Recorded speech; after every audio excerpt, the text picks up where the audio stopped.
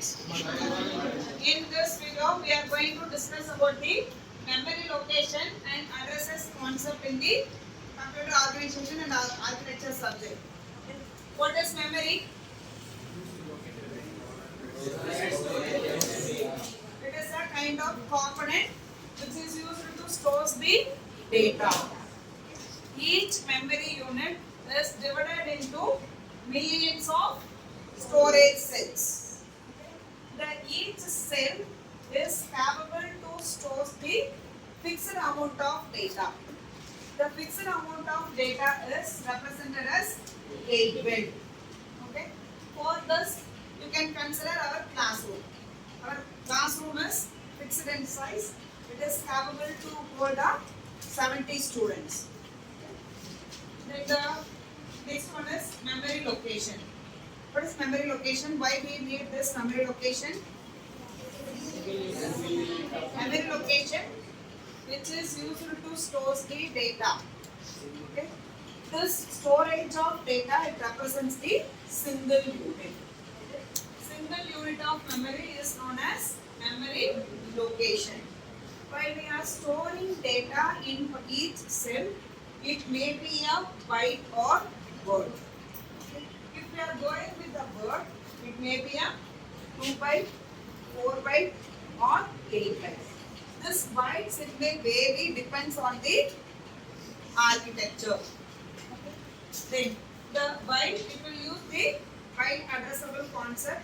This byte addressable concept, modern systems, present modern systems are using this byte addressable concept. For this, you can consider the example 4 GB RAM. Each 1 GB, it will be get converted into 1 million of cells. So 4 GB RAM, this will be converted into 4 millions of bytes. The values, it may vary from 4 zeros to 4 maximum 6. The 0 means it is a starting value. The FFF is ending value. The next topic is memory addresses. What is the use of memory addresses? The memory address is the unique identifier. Why we need this memory addresses? This will be used to locate the memory, whether it is free or it is occupied. Okay, it is identified through this memory addresses. In this, we are having the two types. One is physical address and second one is the logical address. The physical address, this division is done by the, or it is an actual location in the hardware design. This type of location, it is present in the hardware design. And the logical address, this will be done by the your CPU based on the program. The next topic is addressing and address bus. Why we need address bus? Who will use this address bus? Why the CPU uses this address bus? To transfer the data from memory location to the processor, we need this address bus. If we are having a, already we know that address bus, it will be denoted by the lines. If we are having a n number of lines, this n number of lines, it is used to determine the location. If it is a n lines, then it will be represented by 2 power n location needed. Okay, for that you can consider the 16-bit address bus. If it is a 16-bit address bus, 2 power 16, the value will be 65,536. So, for this 2 power 16, we need a 64 kilobytes data storage. The next one is data storage and word addressing. What is word addressing? What is word? It is the size of the data. If it is a 32-bit, then we need a 4 bytes of the data storage.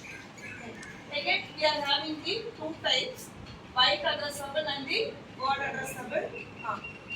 When we will use the byte addressable, then when we will use the word addressable. The present modern system, they are using the byte addressable concept. The word addressable, the older versions of machines, they have used this word addressable. The sequence of words or a single sentence, it will be considered as the word. The sequence of characters, a sequence of words, it will be stored in a single set. Memory layout and the variable. Why we need the variables in the program? It is used to store the data for the further process. So, next, for allocation of memory for this variables, it will be done by the compiler. The compiler will assign the location. For that, you can consider this example in x and y.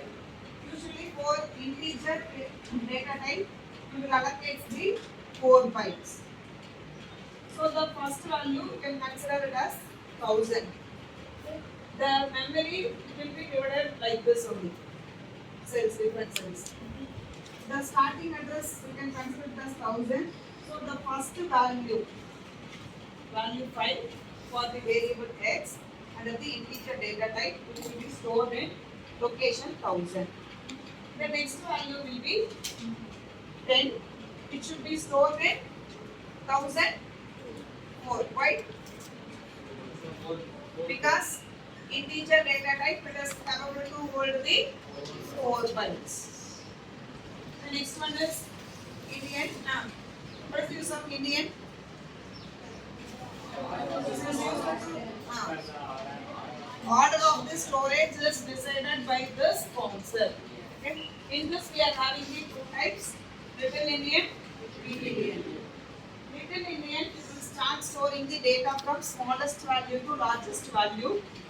But when we are coming with the Big Indian, it will store the maximum value first, then it will be go to the minimum value. This Little Indian, it is used in the Intel processor. Either it may be a 86 or 64 processor. In both the cases, they are using the Little Indian. The Big Indian, it used in the network protocols. Network communication networks, they are using this, and also it is used in the Motorola processor. Okay. And this Big Indian, it will be in the human readable order. What is the human readable order? It will be in left to right. Usually human will read the data from left to right. Thank you.